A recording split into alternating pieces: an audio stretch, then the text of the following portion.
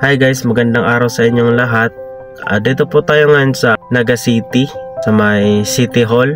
Meron po kasi ditong event na about sa mga farmers and fisher folks. Kasama na po doon yung fancy chicken display. Kaya napag-isipan ko din po na na sumama na din. Display lang naman po for experience. So, ito po pala yung sinama ko. Tsaka yung isa po sa loob.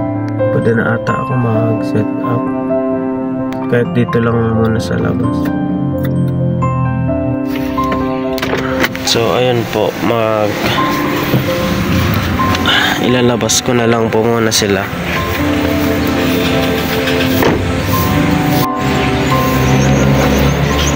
Yan po sila. Tumaas na, so set up lang natin. Kunin lang natin yung cage nila sa trunk. Gamit ko po pala guys si Rice. Ito.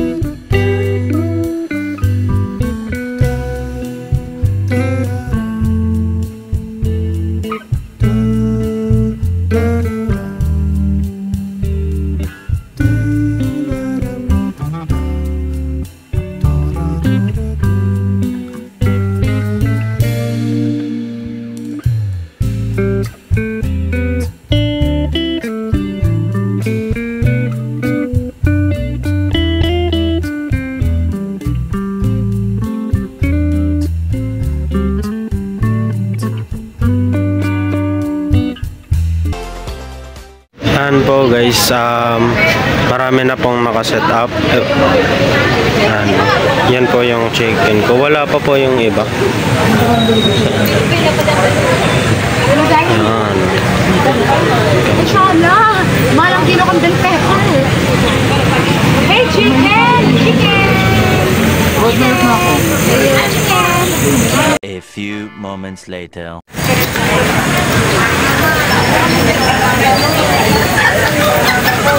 Guys, may kasama na po sila.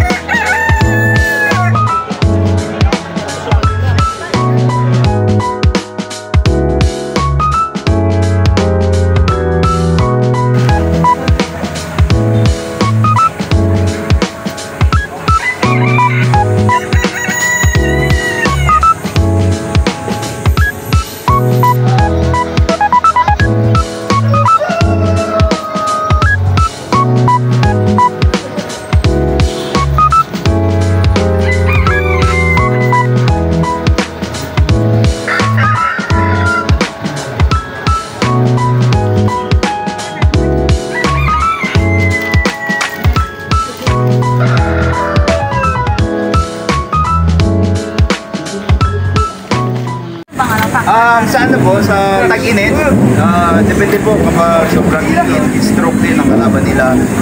Sa pag-taglamig naman po, kapag malalaki na, hindi na sila masyadong tinatapuan ng mga sipon, ganyan. Pero kapag mga sisiyo pa, yan pong prone sa mga sipon na Sir, paano nagkaroon dito sa Philippines? Parang in-import siya or meron talaga? ano din po talaga siya is in-import siya galing sa ibang bansa, minsan Malaysians, kaya meron po silang breed na Malaysian sila. Kasi yung karamihan na breeders nag-import sa Malaysia, tapos dinala sa Pilipinas hanggang nag-breed hanggang nakapunta na kung saan lugar. Kapag ano po, kapag mas bata-bata pa siya, mas maliit siya. Pero kapag tumanda na siya, ganyan, full grown na siya, 2 years old, malaybo na lang yung kumain sa'yo kumakain. Kaya makikita mo, parang malaki na siya kasi makapal yung malaybo niya. Pero kapag ginawakan mo siya, napakaliit niya, parang gugo lang, parang kalapate. Ako po pala si John.